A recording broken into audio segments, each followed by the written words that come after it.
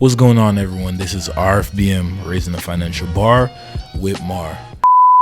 So today I just want to tell you about a couple of things and something major. I recently quit my job. I repeat, I recently quit my full-time job. As you all know, I'm not one to just do anything rash. Well, some of you familiar with me enough, and I like to think of things ahead of time. However, I decided to quit this job after working for a couple of months and after a while realizing it just wasn't good for my mental health, and also I didn't see it in my future plans.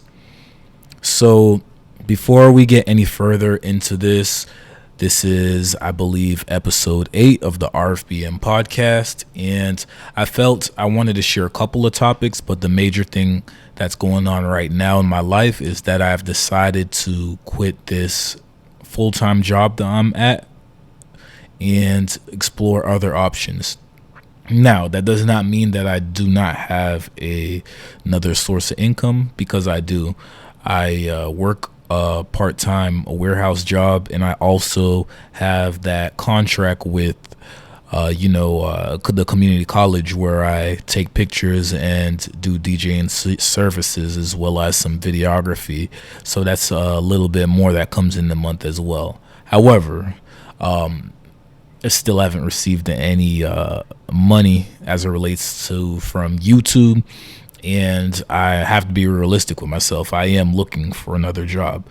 And I do have a job lined up that I'm most likely going to accept in the next week or so. So I say all of that to say, why am I discussing this? I'm discussing this because, well, one of the reasons is I feel like the jobs that we currently work for, we put in our work. This applies to people that actually do a good job, and not only do a good job, come into work trying to do the best that they can to not only service their company, but also put food on the table. And I'm not a fool to not know that there's many other families that have more responsibilities, although I do have plenty of responsibilities to deliver and do what they have to do.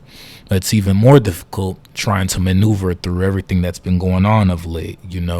I think it's understated the sheer impact that the pandemic has done to people on a entire scope as it relates to your mental health. A lot of people probably may never recover, and that's sad, but that's the honest truth that I got to state. Now, getting back to my personal experience of late.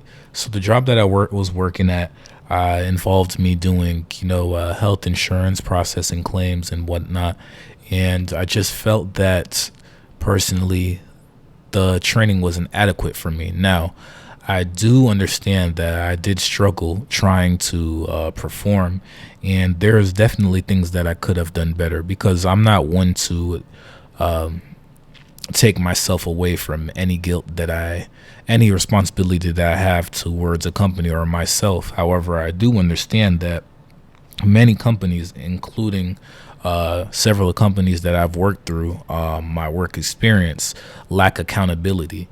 And I don't say that lightly. So when I initially started, like when you start most jobs, there's different things that you have to get into, and there's a lot of chaos that's happening lately because of the pandemic. So I understand that it's not just them that are going through what they're going through. It's most companies, or not most, many companies, so I understand that there's going to be things and roadblocks, and they have to maneuver. And some things, it's not just organization. Nobody was expecting some of the things that we experienced. Many of these jobs, including this job, was a job that was physical and not intended to be remote, and now it is remote, so they had to maneuver. But I'm not talking about this just to bash any job.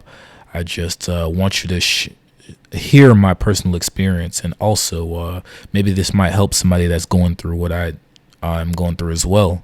Just being full transparent, it was great that I was able to receive my stimulus. Finally, of course, I used my stimulus to handle whatever bill responsibilities, eliminated some credit card debt, and I had the grant to assist me with my ongoing business expenses that I have every month.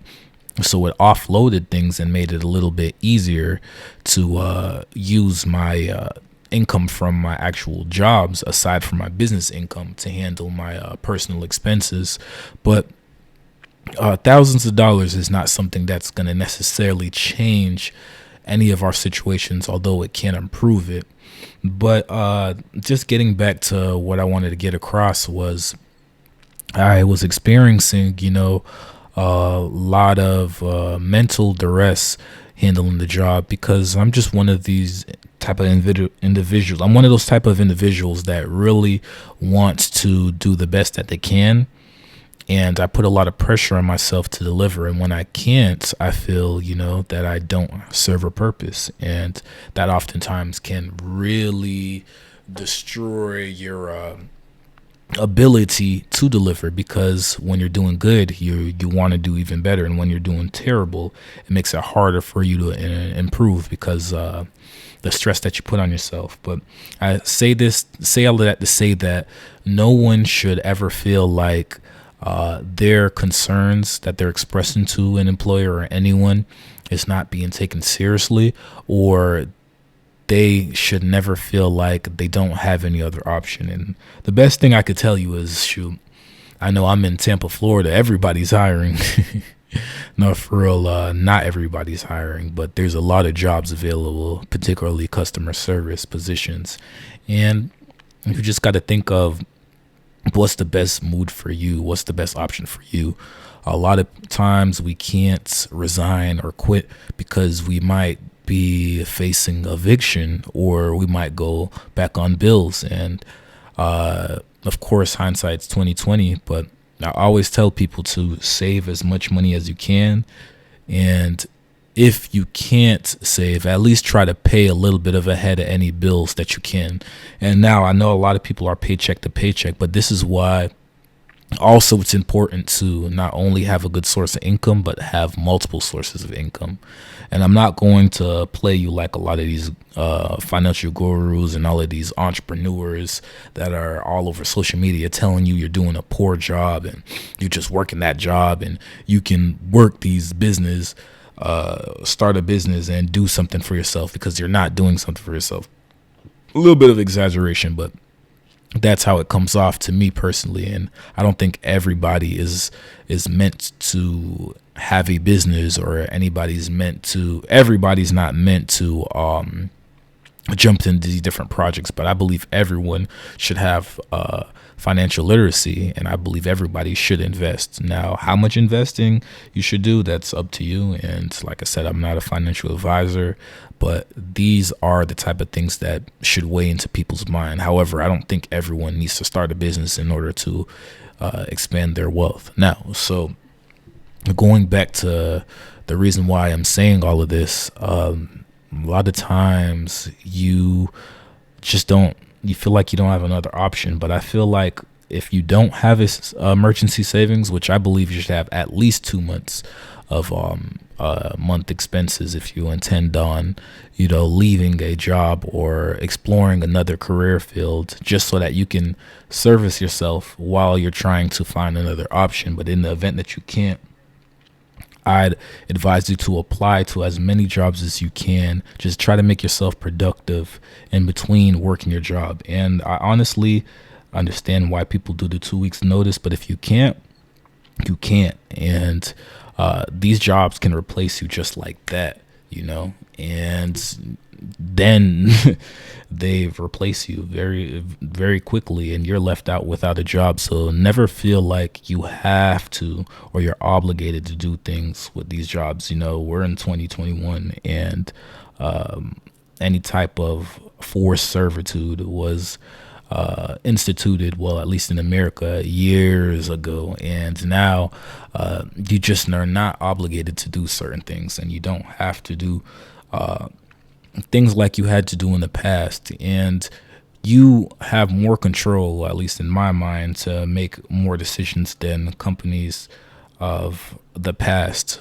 So you have more free will, you have more freedom, and there's many other options to explore besides one typical job. So you weigh your options, you apply to these jobs, you take another job offer, you move on. You don't let these jobs break you down physically, mentally, and you just look at your exit route. Me personally, I was thinking for a while about resigning, quitting, but I just didn't want to be seen as somebody that just gives up. And also, I have bills, so I thought about it for a while. And after I got through this coaching where I was just pretty much disrespected, just talked to as if I was inadequate or slow, I decided that this would be my last day. And I still was contemplating as I got off the coaching, but I just was like, you know what, I can't deal with this anymore. I don't really feel like I'm adequately trained. I don't feel like I fully understand what I'm doing, and I don't want to feel like I'm experiencing pressure and there's nowhere to turn to. Now, of course, the company, any company will say latter, but only you can explain truly the way that you feel, and that's just how I felt. So I quickly drafted up my resignation letter, and I didn't bash anyone because I do not believe in bashing a company. That can really hurt you, especially if you're trying to remain in the corporate world working for one of these jobs as opposed to being self-employed. So I wouldn't recommend that. So, and also just to it was just one of those things where I was explaining my case and trying to during the coaching, because it was just to review my progress and explain why I am struggling the way I'm struggling, or what they can do to make me understand or do a better job. And it turned from that, letting them know what they can do better and why I'm struggling and the help that I feel like I need to, we've given you plenty of help, and you're not taking advantage of the sources that we've given you. That's what the interview ended up turning to. And I'm never one to just play a card or try to get pity, because I don't believe in that.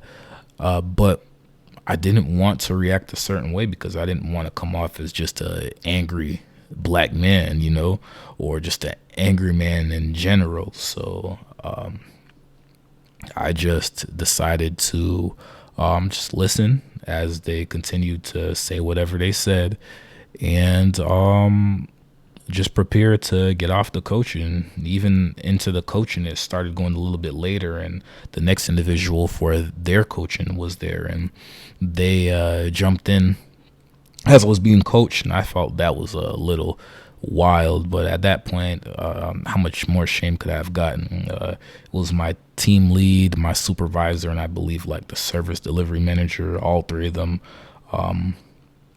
Caucasian women, and they were just going in. They were going in. I wouldn't say necessarily going in, but they were pretty critical of not only my performance, but basically seemed to be clueless of what I was stating was the lack of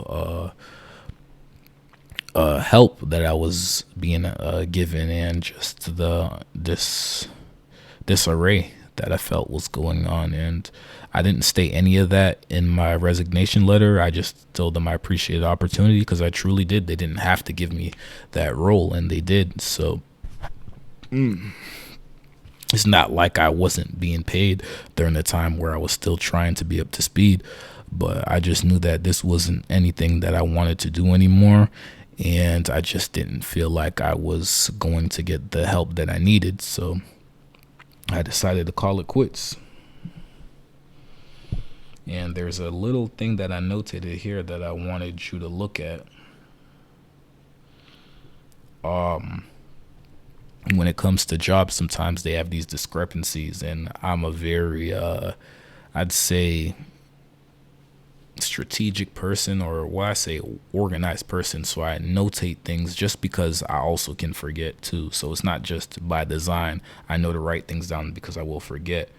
But one of the things that caught me was the manager reached out to me the week before, literally through a personal call, and was like, I know things haven't been as organized as they should be, and I know that we have to work on doing a better job of helping you guys, and tell me, what do I need to help you? What can I do to help you? She seemed very concerned, and she was like, I'm not going to give up on you. I still believe in you. I know that you can do this job.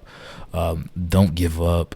You got this. And all of the likes, just basically reassuring me. And I explained to her, I felt like we were told one thing and then we're given another, and the training was kind of all over the place. The software, the things that we needed to get us to the level that we needed to get to weren't present.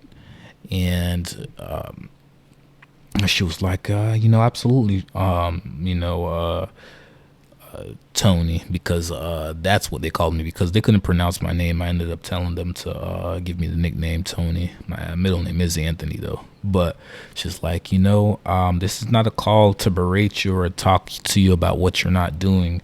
It's a call I'm having with you just to tell me what I need to do to get you on track. And at the end of the call, I felt very confident that one of my managers cared, and they gave me, she gave me information of who to contact, like SMEs, which I never heard of. I only knew one of them, and like just basically who to reach out to.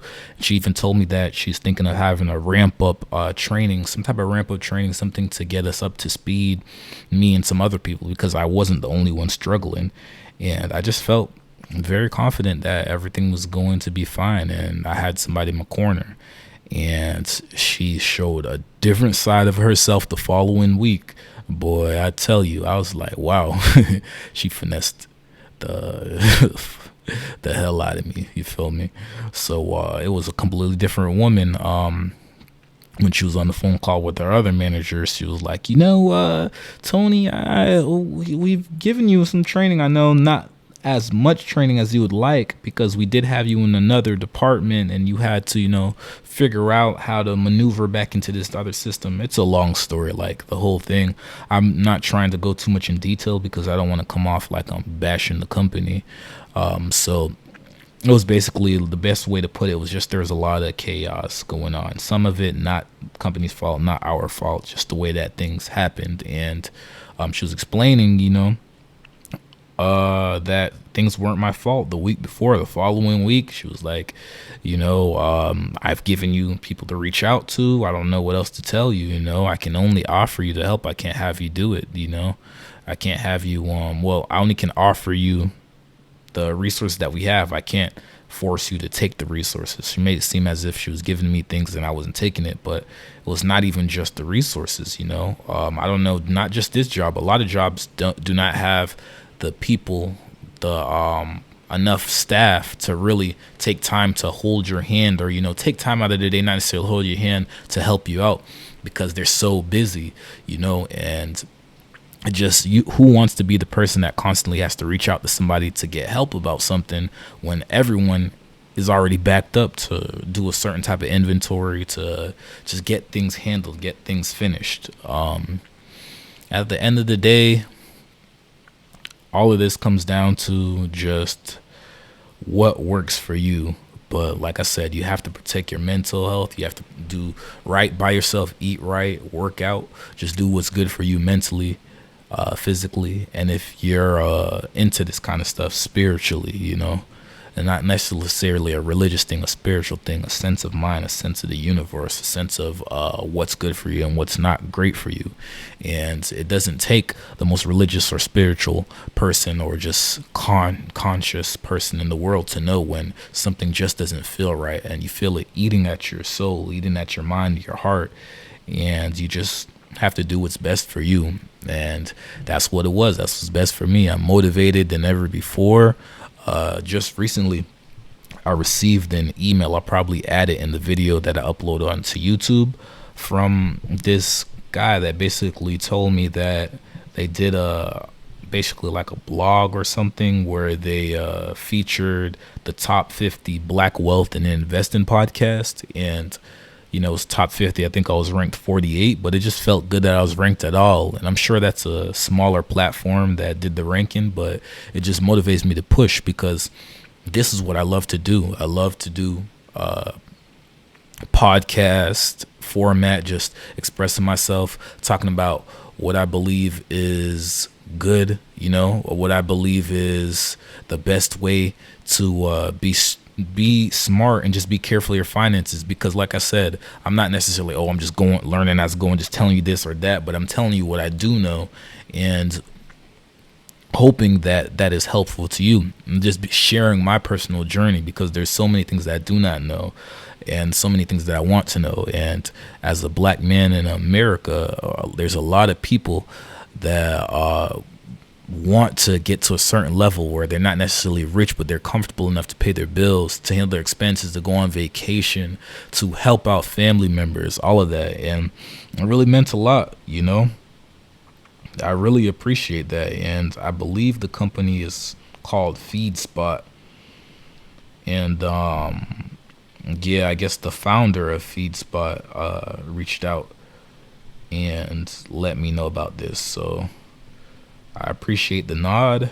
I want to continue to keep making content, and like I said, everything is big. Even if the person only had 50 followers and they ranked me out of 100 people and I was in the top 100, that still means something, It just feels good to be acknowledged, and it feels good to feel good, There's a lot of things that I love to do. I love to talk about financial literacy.